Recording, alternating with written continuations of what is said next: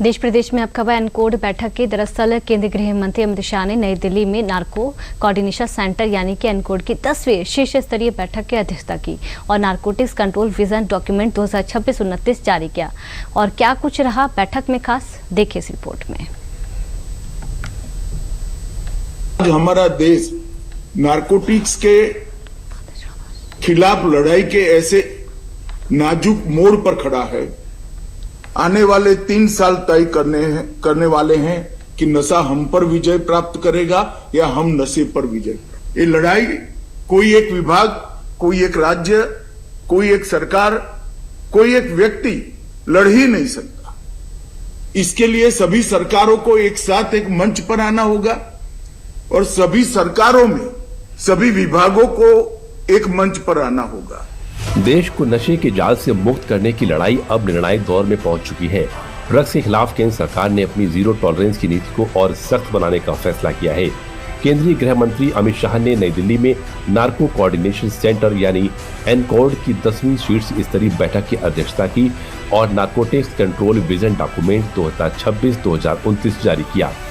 बैठक का उद्देश्य देश भर में ड्रग्स तस्करी और नशे के दुरुपयोग के खिलाफ चल रहे अभियान की समीक्षा करना और उसे और मजबूत बनाना था।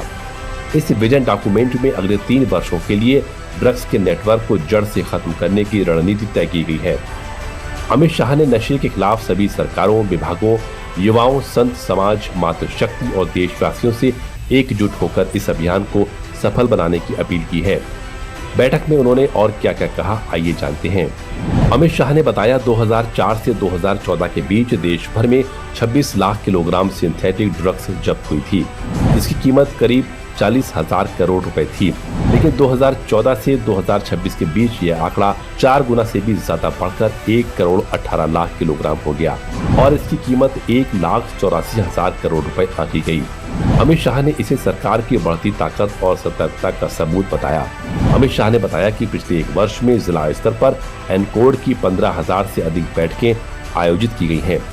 उन्होंने कहा कि पीएम मोदी ने वर्ष 2047 तक विकसित भारत के साथ नशा मुक्त भारत का लक्ष्य भी तय किया है। इस लक्ष्य को हासिल करने के लिए 3 सिद्धांतों पर काम करना होगा। पहला डिटेक्ट, दूसरा डिस्ट्रप्ट, तीसरा डिस्ट्रॉय, यानी पहचानो, अलग करो और जड़ से खत्म करो। अमित शाह ने कहा कि ड्रग्स के पूरे नेटवर्क को ध्वस्त करना होगा और किसी भी हालत में किंगपिन बचना नहीं चाहिए। उन्होंने कहा कि नारकोटिक्स कंट्रोल विजन डॉक्यूमेंट 2026-2029 में नशीले पदार्थों की मांग कम करने, तस्करी की सप्लाई चेन तोड़ने और नशे के शिकार लोगों के पुनर्वास पर विशेष जोर दिया जाएगा। अमित शाह ने कहा कि एनडीपीएस कानून के बड़े मामलों में वित्तीय जांच पर भी विशेष ध्यान देना होगा।